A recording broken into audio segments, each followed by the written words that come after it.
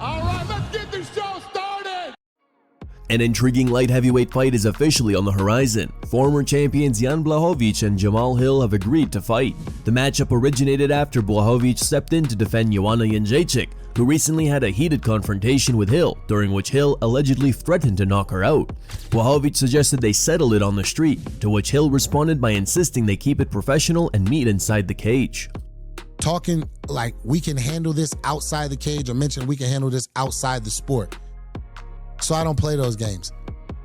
I fight for a living. It's what I do. How I handle threats outside of the octagon, what you think you have experience with, bro, you have no idea. Keep it professional. Keep it about the cage. We can fight. We fight in the cage. That's what we do. We ain't got to carry it over nowhere else. Cause you know what I mean, things more than pride and stuff get lost in those areas. All right, talking this whole there's no referee to stop. Let's not do that, bro.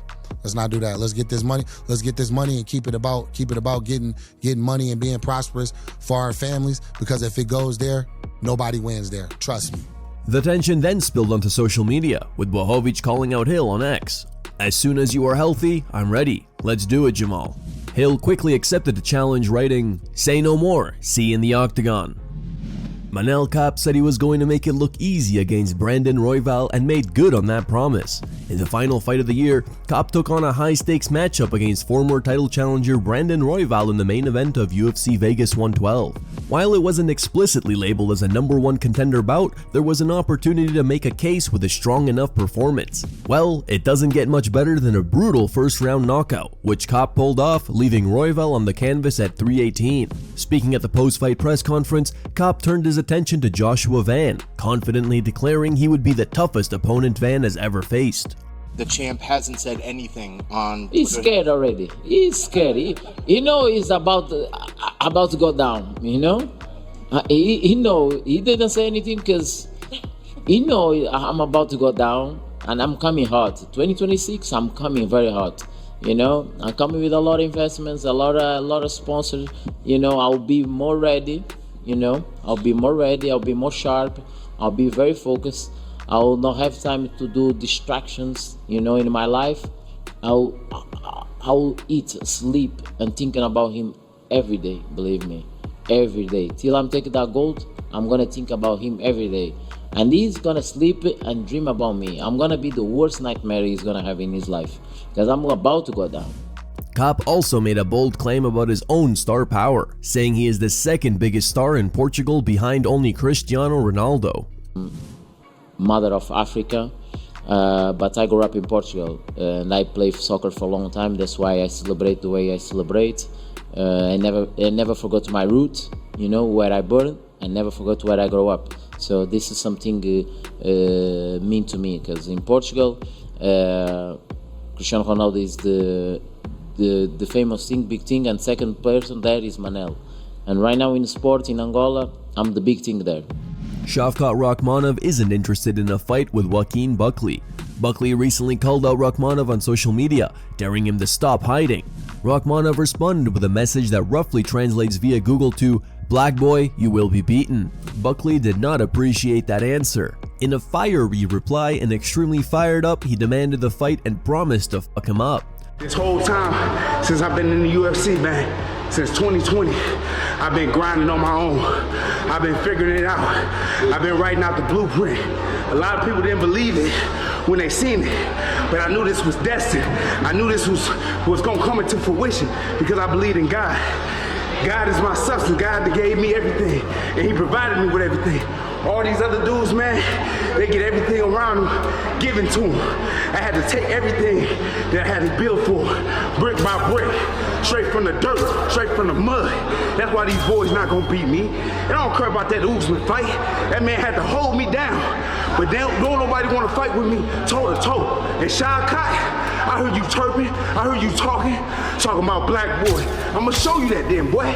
I'ma show you where the we come from, how long that we've been struggling, how long we've been deprived, but how long we still get up every single time we get knocked down and we run shit over. I'm gonna you up and anybody else that want it. See, Shavkat, if you don't sign the mother, somebody else gonna die. And I promise you that, dog. I'm burying everybody in the UFC and I ain't playing. Rahkmonov quickly shut down the idea of the matchup, tweeting, "You are delusional. I'd rather fight the guy who just whooped you than waste time on you, kid. You can be my third option, big mouth."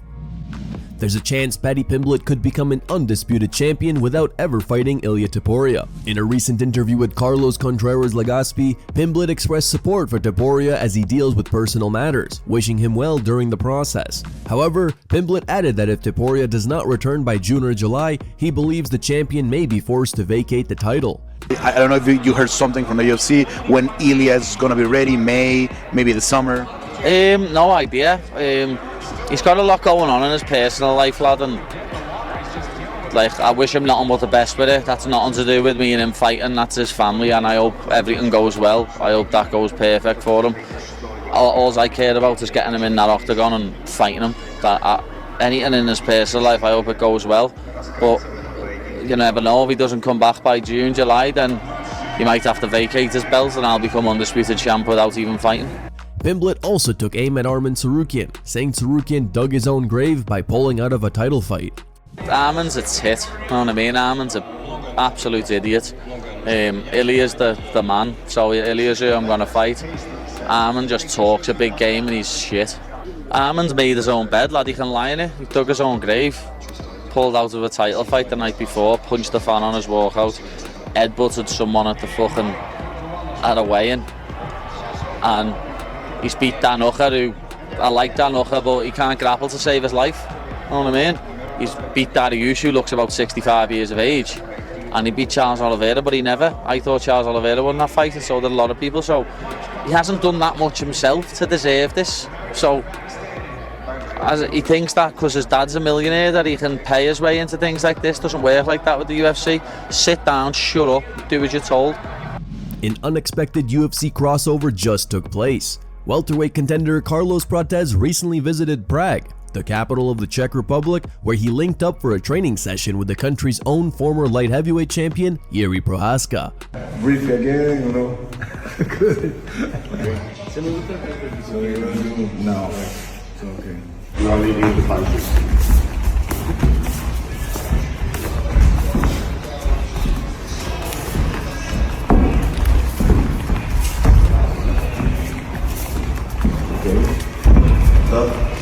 After the training session, Prates shifted gears and got back to what he enjoys most after fighting, partying, making the most of his time in Prague's nightlife.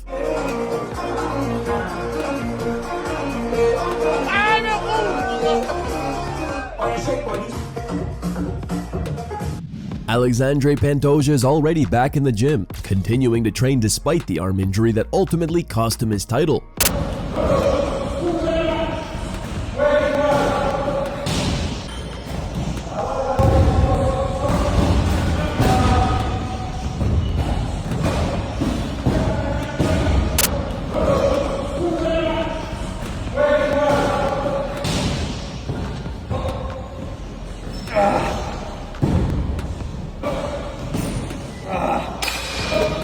Khamzat Chimaev has accepted Henry Cejudo's apology, bringing an end to their long-running feud.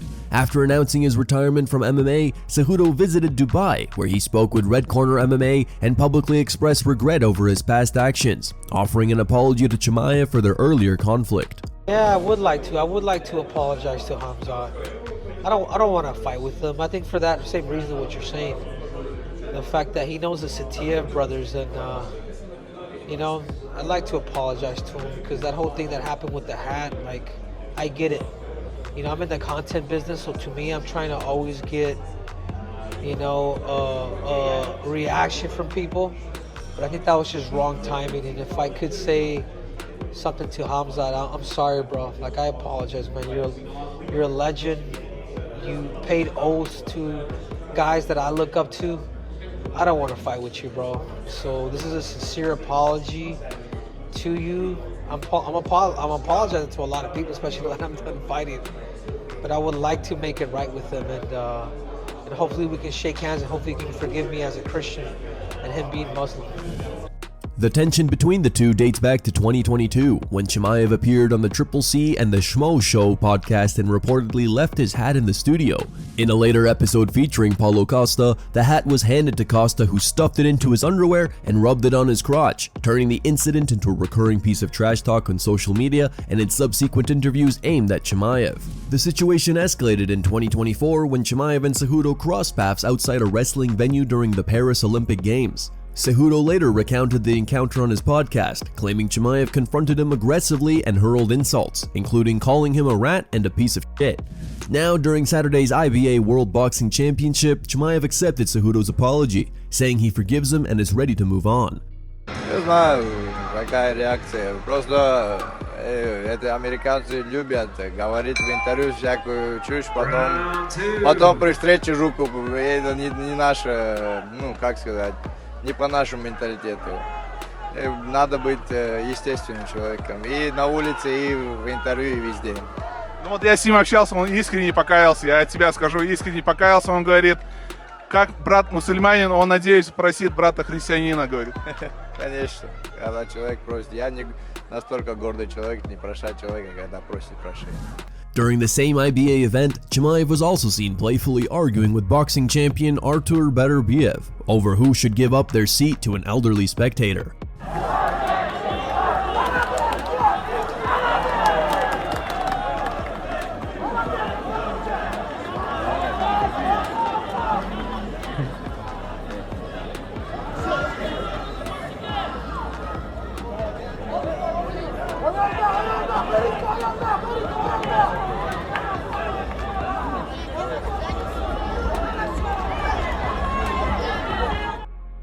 Here are the top 3 memes found on the internet.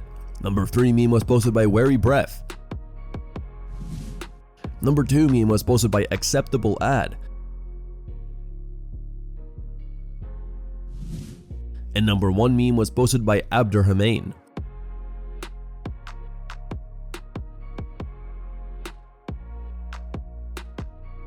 Thank you guys for watching. If you enjoyed the content, please give it a like and subscribe to the channel to stay updated with the latest MMA news.